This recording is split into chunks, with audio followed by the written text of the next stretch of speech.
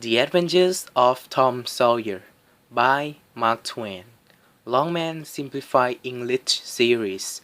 Read by Pichitchai Nopagao. Chapter 9 Medicine.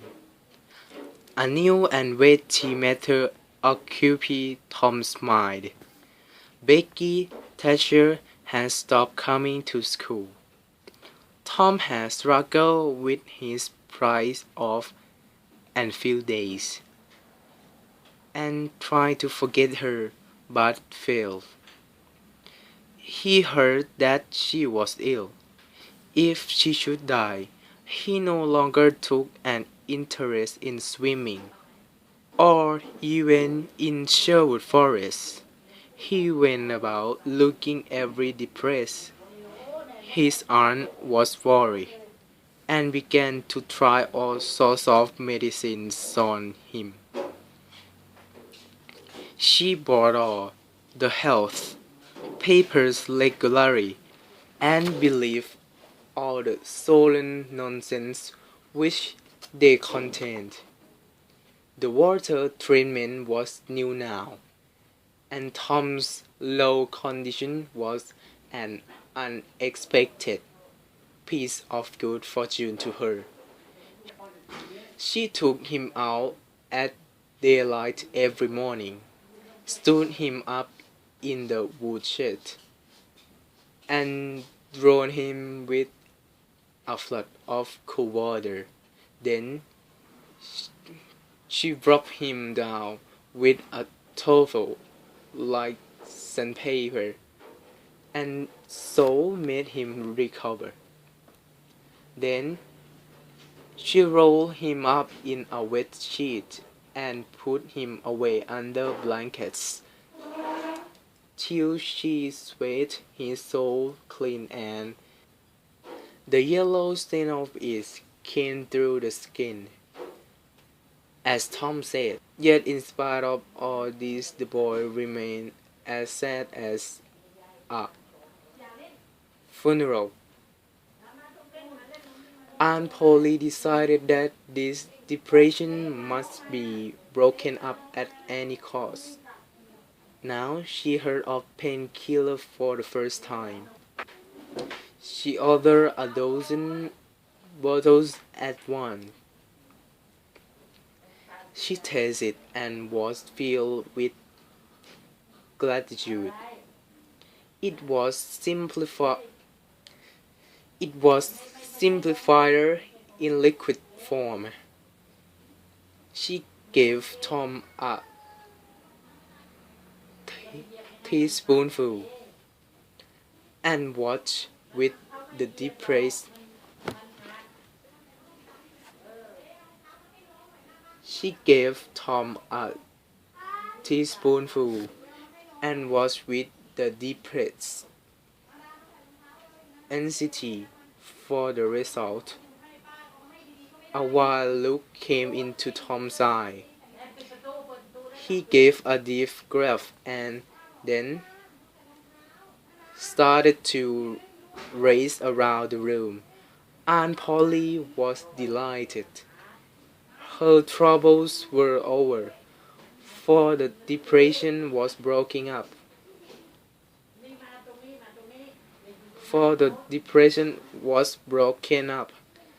Tom felt that it was time to wake up and protect himself.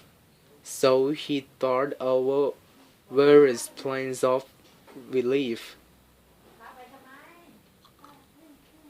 and finally decided to pretend to be fond of painkiller. He asked for it so often that he became a nuisance. His aunt ended by telling him to help himself and stop worrying her, but she watched the bottle secretly. She found that the medicine that really disappeared, but it did not occur to her that the boy was carrying a crack in the sitting room floor with him.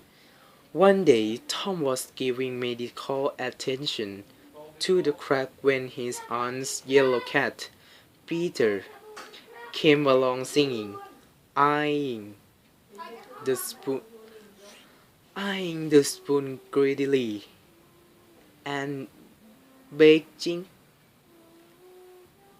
begging for taste. Don't ask for it unless you want it, Peter, said Tom. But Peter showed that he did want it. Are you sure? Peter was sure. Now you ask for it, and I'll give it to you, because I'm not selfish. But if you find you don't like it, you mustn't blame anybody but yourself. Peter still seemed eager.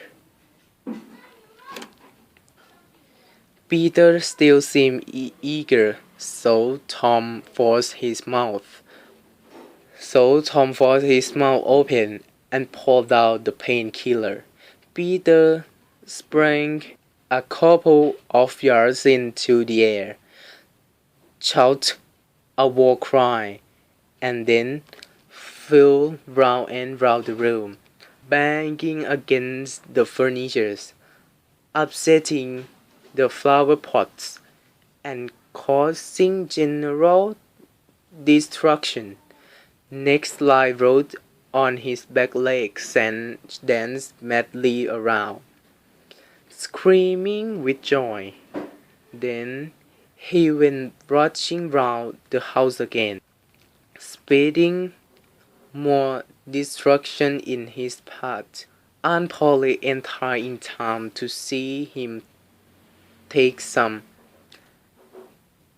astounding leap into the air, give a final piercing scream, and sail through the open window, carrying the rest of the flower pots with him.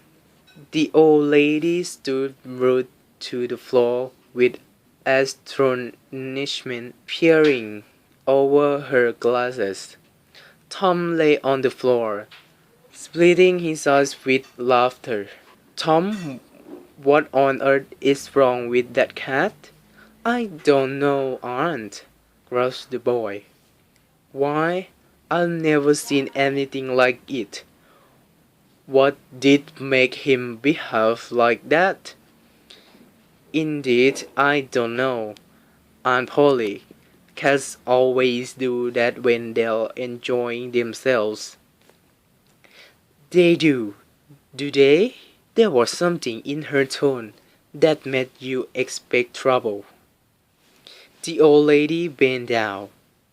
The handle of the teaspoon was visible under the rug. She took it and held it up. Tom looked at it. She raised him by the usual handle, his ear, and slapped him. Now, why did you treat that poor, dumb creature like that? I was pretending to be his aunt.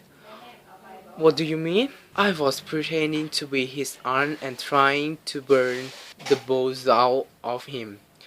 This was putting the matter in a new light.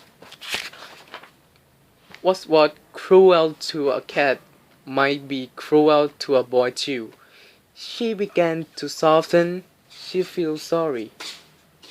Her eyes watered a little, and she put her hand on Tom's head and said gently, I didn't mean to be cruel, Tom. And, Tom, the medicine did do you good? It did him good, too. The way he flew round the room. Oh, run away, before you make me lose my temper again. Try to be a good boy for once, and then you needn't take any more medicine. It was noticed that this strange thing had been occurring every day recently. He was beside the gate instead of playing with his friends. When Jeff Thatcher arrived, Tom spoke to him and tried in a roundabout way to get some information about Becky. But the stupid boy could not understand what Tom wanted. Tom watched and watched, hoping when a dress came in sight, and hating the owner of it as soon as he saw that she was not the right one. Then one more dress passed in at the gate, and Tom's heart gave a great leap. The next instant he was shouting, laughing, chasing boys, standing on his head, jumping over the fence at the risk of life and limb, doing all the heroic this he could think of, and keeping an eye on Becky Thatcher to see to see if she was noticing. She never looked. He broke through a group of boys, scattering them in every direction, until beside Becky, almost upsetting her. She turned away with her nose in the air. Mm, some people think they're very smart, he heard her say mockingly. Tom's cheeks burned. He rose to his feet and walked away, crushed.